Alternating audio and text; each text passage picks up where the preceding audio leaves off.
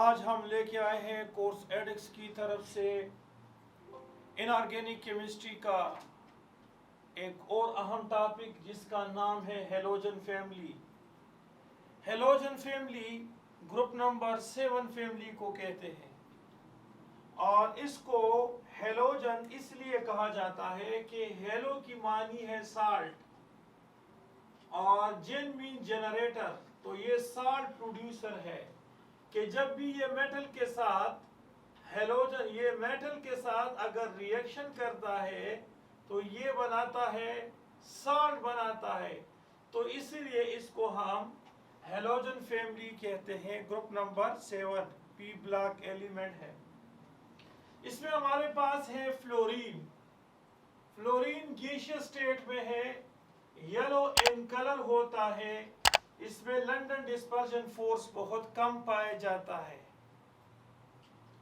London dispersion force आप यूं कहे कि हमारे पास ये एक मॉलिक्यूलर ऑर्बिटल है और ये एक दूसरा मॉलिक्यूलर ऑर्बिटल है फ्लोरीन का और ये इस फ्लोरीन का। तो यहाँ प्रोटॉन मौजूद है, यहाँ प्रोटॉन मौजूद है, ओके, यहाँ पर इलेक्ट्रॉन मौजूद है। तो इसके जो इलेक्ट्रॉन प्रोटॉन है इसके इलेक्ट्रॉन को और इसके प्रोटॉन उसके इलेक्ट्रॉन को अट्रैक्ट करता है। So the force of attraction, the physical interaction between proton of an atom with the electron of nearby atom is called London dispersion force। और लंदन डिस्पर्जन फोर्स वहां ज्यादा होती है जहां पर के इलेक्ट्रॉनिक क्लाउड या एटॉमिक नंबर जब ज्यादा होता है, जेड नंबर ज्यादा होता है, तो वहां पर तो ये याद रखिए ये मॉलिक्यूलर फॉर्म में है तो इसके मॉलिक्यूलर ऑर्बिटल के दरमियान लंदन डिस्पर्जन फोर्स, ये लंदन डिस्पर्जन फोर्स कम पाया जाता है। इस तरह से क्लोरीन येलो ग्रीन और गैसियस फॉर्म में है, यहाँ लंदन डिस्पर्जन फोर्स कम पाया जाता है। ब्रोमीन जो है रेड ब्राउन फॉर्म में है, लिक्विड फॉर्म में है, इसमें लंदन डिस्पर्जन फोर्स थोड़ा सा ज्यादा होता है, जबकि आयोडीन में लंदन डिस्पर्जन फोर्स सबसे ज्यादा होता है और ये रूम टेम्परेचर पे सॉलिड स्टेट में होता है और वायलेट इन कलर इसका वायलेट होता है और इसका melting point boiling point fluorine chlorine bromine सबसे ज्यादा होता है। अब हम ऊपर से नीचे जाते हैं, फ्लोरीन से क्लोरीन ब्रोमीन और आयोडीन, तो एटॉमिक साइज बढ़ जाता है। क्यों बढ़ जाता है? क्योंकि एक्स्ट्रा शेल बढ़ जाते हैं और एक्स्ट्रा शेल बढ़ने से शील्डिंग इफेक्ट जो है वो बढ़ जाती है और इफेक्टिव न्यूक्लियर चार्ज जो है वो घट जाता है, कम होता है, ये बढ़ जाती है, एटॉमिक साइज बढ़ जाता है। इलेक्ट्रोनेगेटिविटी भी जो है वो घट जाती है क्योंकि जो न्यूक्लियस होता है वो बर्ड होता है इनसाइड नंबर ऑफ शेल्स। ये देखिए ये न्यूक्लियस है, ये बहुत सारे शेल्स के अंदर ये अंदर मौजूद होता है, बहुत सारे शेलों के अंदर मौजूद होता है। तो इस वजह से होता क्या है कि ये शेयर पेयर इलेक्ट्रॉनों को इतना आसानी से नहीं खींच पाता, तो आयोडीन की इलेक्ट्रोनेगेटिविटी और आयनाइजेशन एनर्जी कम होती है, लेकिन लंदन डिस्पर्जन फोर्स जो है वो ज्यादा पाया जाता है। और क्यों ज्यादा पाया जाता है? क्योंकि यहाँ एटॉमिक नंबर ज्यादा, और अगर एटॉमिक नंबर ज्यादा तो इलेक्ट्रॉनिक क्लाउड ज्यादा। इलेक्ट्रॉनिक क्लाउड और प्रोटॉन के दरमियान जो अट्रैक्शन होती है उसको हम लंदन डिस्पर्जन फोर्स कहते हैं। ये लंदन डिस्पर्जन फोर्स है। अगर इस एटम में प्रोटॉन ज्यादा है, यहाँ प्रोटॉन और इलेक्ट्रॉन भी ज्यादा है, तो लंदन डिस्पर्जन फोर्स ज्यादा पाया जाता है। इस तरह से जो स्टार्टीन है, याद रखिए स्टार्टीन नापेद है, रेडियो एक्टिव है और इसका हाफ लाइफ जो है वो 8.3 आवर्स है। अब इसके बाद हमने जाना है बॉन्ड एंथैल्पी और बॉन्ड एनर्जी। तो देखिए बॉन्ड एंथैल्पी ये डिपेंड करता है बॉन्ड लेंथ पे। अगर आपके पास है फ्लोरीन, फ्लोरीन का बॉन्ड लेंथ कम है, क्लोरीन, क्लोरीन का बॉन्ड लेंथ थोड़ा सा ज्यादा है, ब्रोमीन, ब्रोमीन का और ज्यादा है, और आयोडीन का और ज्यादा है, तो the bond enthalpy or bond energy, the amount of energy required to break one mole bond between two atom। लेकिन ये देखा गया है कि बॉन्ड एंथैल्पी क्लोरीन की जो है वो ज्यादा है, सबसे ज्यादा हेलोजन फैमिली में क्लोरीन की ज्यादा है। इसकी वजह यह है कि फ्लोरीन का एटॉमिक साइज छोटा है और इलेक्ट्रॉन बहुत ज्यादा है। तो अब देखिए इसमें दो शेल्स है। अगर आप फ्लोरीन की इलेक्ट्रॉनिक कॉन्फ़िगरेशन करोगे तो यहां पर दो शेल होते हैं, 2s की 2 और 2p की 5, दो शेल है, और दो शेल में 7 इलेक्ट्रॉन है, तो इलेक्ट्रॉन इलेक्ट्रॉन के दरमियान रिपल्शन होगी। तो अब अगर रिपल्शन भी है और आप इसको एनर्जी दोगे ताकि ये बॉन्ड ब्रेक हो जाएगा तो कम एनर्जी दोगे।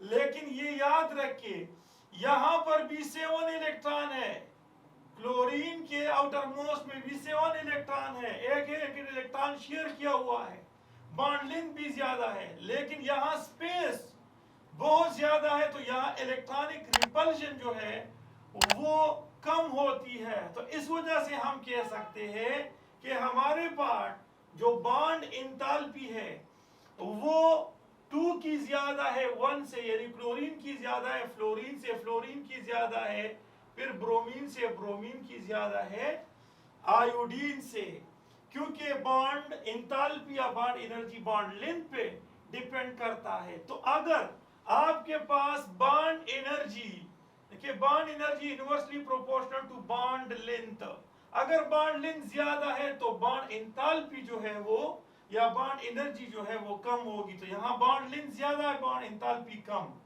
लेकिन फ्लोरीन में बॉन्ड लेंथ कम है लेकिन फिर भी बॉन्ड एनर्जी कम होती है। यहाँ पर देखिए इसमें इलेक्ट्रॉनिक रिपल्शन होता है, इस इलेक्ट्रॉनिक रिपल्शन की वजह से इसको हम कम एनर्जी देंगे ताकि इसको हम ब्रेक कर दे। अच्छा, इसके बाद एक और टॉपिक जिसको हम कहते हैं बाइनरी एसिड ऑफ हेलोजन।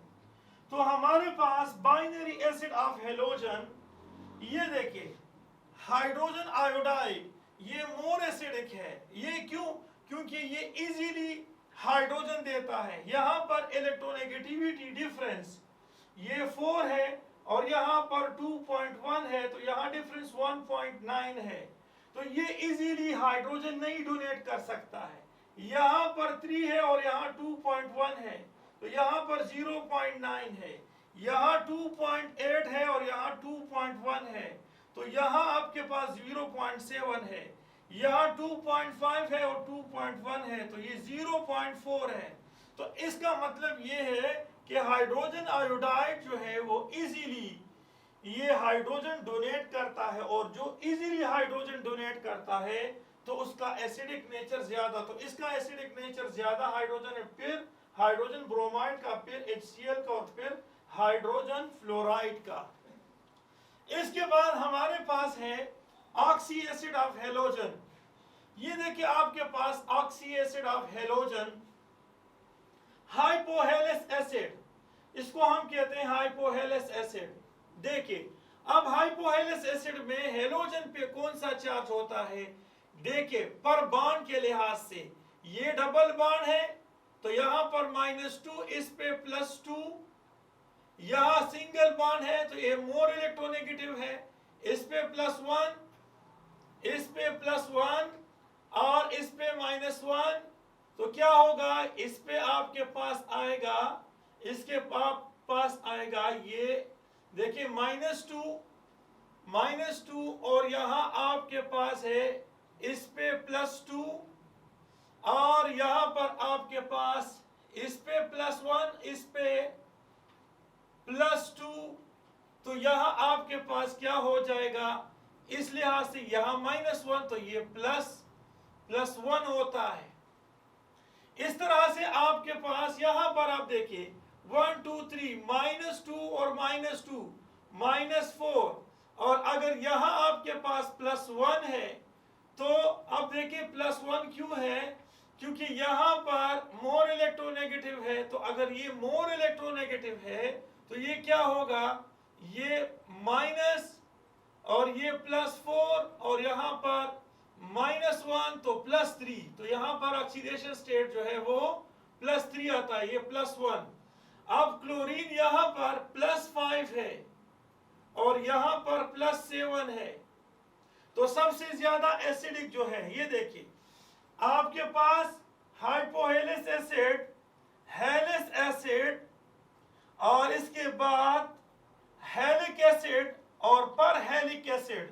तो परहेलिक एसिड जो है वो आपके पास मोर एसिडिक होगा क्योंकि क्लोरीन का ऑक्सीडेशन स्टेट +7 है। अगर 7 है तो क्या करेगा, ये हाइड्रोजन और ऑक्सीजन के इलेक्ट्रॉनों को खींचेगा और ये इजीली डोनेट करेगा, किसको, हाइड्रोजन को डोनेट करेगा। और जब हाइड्रोजन को ये इजीली डोनेट करता है तो परहेलिक एसिड जो है वो मोर एसिडिक होता है। लेकिन यहां पर अगर देखा जाए तो ये +1 है, यहाँ +1 है, ये यहाँ +1 है। अब इसकी इलेक्ट्रोनेगेटिविटी भी ज्यादा है, ये हाइपोहेलिस एसिड, हाइपोहेलिस एसिड, हाइपोहेलिस एसिड।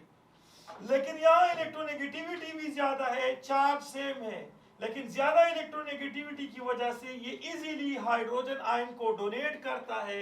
लिहाजा ये आपके पास जो है ये इनमें से हाइपोहेलिस एसिड, इनमें से ये मोर एसिडिक है। लेकिन सबसे ज्यादा जो है परहेलिक एसिड, जहां पर क्या ऑक्सीडेशन स्टेट +7 होता है, वो मोर एसिडिक होता है। अब इसमें ऑक्सी एसिड ऑफ हेलोजन में याद रखिए यहां फ्लोरीन इंक्लूड नहीं है। फ्लोरीन इंक्लूड इसलिए नहीं है कि फ्लोरीन पे पॉजिटिव चार्ज नहीं आता है, और जब पॉजिटिव चार्ज नहीं आता है तो ये सेंटर में नहीं आएगा। अब और अगर सेंटर में नहीं आएगा तो पॉजिटिव चार्ज इसके ऊपर नहीं आएगा, इसलिए ऑक्सी एसिड ऑफ हेलोजन में फ्लोरीन इंक्लूड नहीं है। इसी तरह से हमारे पास एक होता है एनर्जी गेन एंथैल्पी यानी इलेक्ट्रॉन एफिनिटी। तो अगर हम देखें तो हमारे पास इलेक्ट्रॉन एफिनिटी में बात यह है कि इलेक्ट्रॉन एक्सेप्ट, इलेक्ट्रोनेगेटिविटी में ये बात होती है, मैंने पहले बताया था कि उसमें electron share pair electron attract किया जाता है, इसमें आइसोलेट एटम इलेक्ट्रॉन एक्सेप्ट करता है। तो जब फ्लोरीन और क्लोरीन की बात होती है तो यहाँ पर 7 इलेक्ट्रॉन होते हैं आउटर मोस्ट शेल में, यहाँ एकोमोडेशन कम होती है, यहाँ पर इलेक्ट्रॉन आएगा तो नहीं आ सकता है because of repulsion of electron. लेकिन यहाँ पर आपके पास S 2s की 2 और 2p की 5, तो 7 इलेक्ट्रॉन है और 2 शेल है, तो यहाँ एकोमोडेशन बहुत कम है, इलेक्ट्रॉनिक क्लाउड ज्यादा है, फर्दर इलेक्ट्रॉन नहीं आ सकता है, तो इसकी एंथैल्पी कम होती है। और क्लोरीन जो है वहां पर 3s की 2 और 3p की 5, और अगर 3p है तो 3d भी खाली है, तो यहाँ पर इलेक्ट्रॉन कितने हैं, यहाँ इलेक्ट्रॉन 7 है, तो फर्दर इसमें इलेक्ट्रॉन आ सकता है। अब अगर इलेक्ट्रॉन आ सकता है तो इसकी एंथैल्पी वो रिलेटिवली ज्यादा है। तो ये याद रखिए हमारे पास फ्लोरीन से क्लोरीन की एंथैल्पी जो है वो ज्यादा होती है। तो हम यहाँ पर एक्सप्लेन करते हैं कि क्लोरीन की एंथैल्पी फ्लोरीन से, फिर फ्लोरीन, ब्रोमीन से ब्रोमीन जो है, और आयोडीन से। इसके बाद एक और प्रॉपर्टी जिसमें हम कहते हैं ऑक्सीडाइजिंग एजेंट, ऑक्सीडाइजिंग प्रॉपर्टी और ऑक्सीडाइजिंग पावर। देखिए जिसमें रिडक्शन होती है इसकी इलेक्ट्रोनेगेटिविटी सबसे ज्यादा है फ्लोरीन की, तो फ्लोरीन आसानी से क्या करता है, इलेक्ट्रॉन गेन करता है, और जब गेन करता है तो फ्लोरीन की रिडक्शन होती है, और जिसकी रिडक्शन होती है वो ऑक्सीडाइजिंग एजेंट होता है, उसमें ऑक्सीडाइजिंग प्रॉपर्टी होती है, उसमें ऑक्सीडाइजिंग पावर। तो ऑक्सीडाइजिंग पावर जो होता है वो फ्लोरीन में ज्यादा, फिर क्लोरीन, फिर ब्रोमीन और फिर आयोडीन। तो ये देखिए, ये आपके पास ऑक्सीडाइजिंग एजेंट है, स्ट्रॉन्ग ऑक्सीडाइजिंग एजेंट है फ्लोरीन। अब ये आपके पास हैलाइड आयन है। अब इस हैलाइड आयन में फ्लोरीन की इलेक्ट्रोनेगेटिविटी भी ज्यादा है, नेगेटिव चार्ज है, लेकिन ये आसानी से इलेक्ट्रॉन वापस डोनेट नहीं कर सकता है। लेकिन आयोडीन जो है इसकी इलेक्ट्रोनेगेटिविटी कम है, और ये याद रखिए ये इलेक्ट्रॉन इजीली डोनेट करता है, और जब इलेक्ट्रॉन ये नेगेटिव डोनेट करता है तो ऑक्सीडेशन होती है, और जिसकी ऑक्सीडेशन होती है वो रिड्यूसिंग एजेंट होता है। तो ये स्ट्रॉन्ग रिड्यूसिंग एजेंट भी है, रिड्यूसिंग प्रॉपर्टी भी इसकी ज्यादा है, ब्रोमीन प्रॉपर्टी भी ज्यादा है, रिड्यूसिंग पावर भी इसका सबसे ज्यादा है। Okay, thank you for watching this video. Allah Hafiz.